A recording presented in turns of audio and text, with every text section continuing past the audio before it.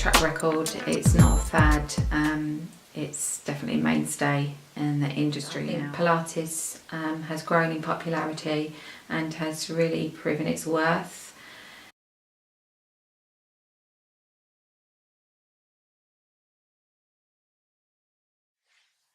One of the very important principles of Pilates is the breathing. So I'm just going to give you a quick overview of the breathing that you should try to incorporate into your Pilates exercises. We call it a lateral breath. You're going to try to breathe into your side and back ribs. So you might want to sit or even stand. But with your hands on the ribs, you should feel that you're expanding the rib cage. So I'm just going to show you without speaking.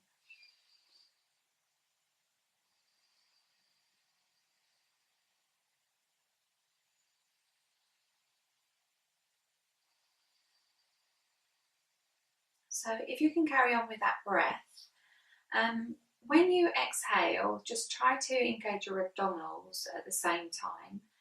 That might feel that you're hollowing the abdominals back from the navel down to the pubic bone. So the lower abdominals are drawing in.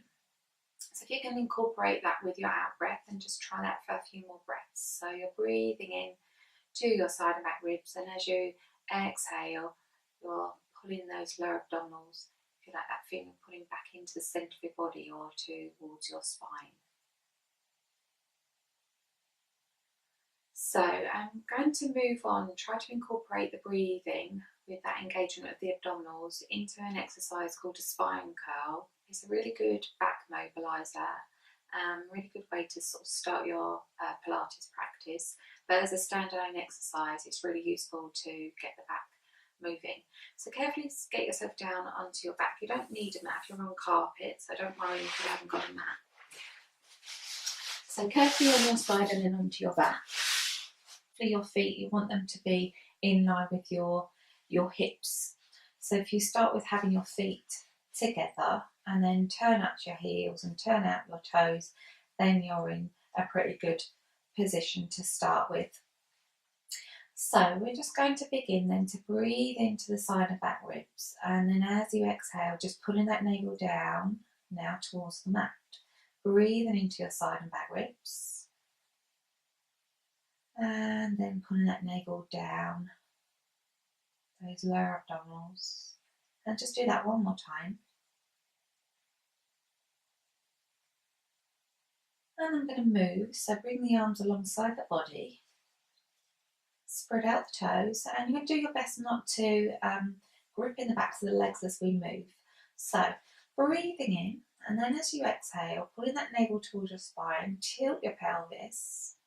You feel the weight going into your waistband. Then you're going to pick up the waistband.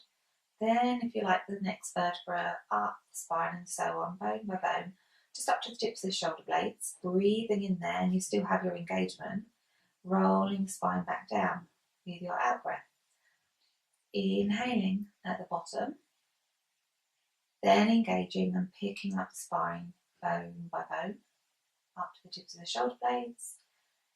Have a breath in there at the top, and then bring in the spine, wheel it down, back to your mat. Doing that a few more times. Calming up with your out breath, breathing in, still a bit of an engagement to hold that position, and then an exhalation to bring you back down again.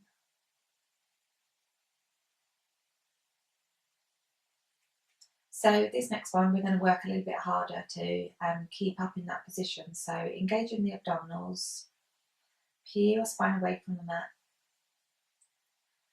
I'm going to try and keep the pelvis in a level position as you extend out one leg. So essentially you're going to straighten your knee and the foot points out, and then return back down. And you're going to try and maintain pelvic stability there as you take out the other leg. And then back down. So going away, keeping the engagement, trying to keep level in the pelvis.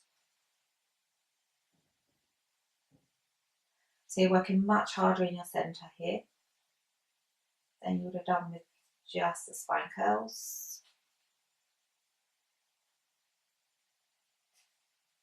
and then returning the spine back down.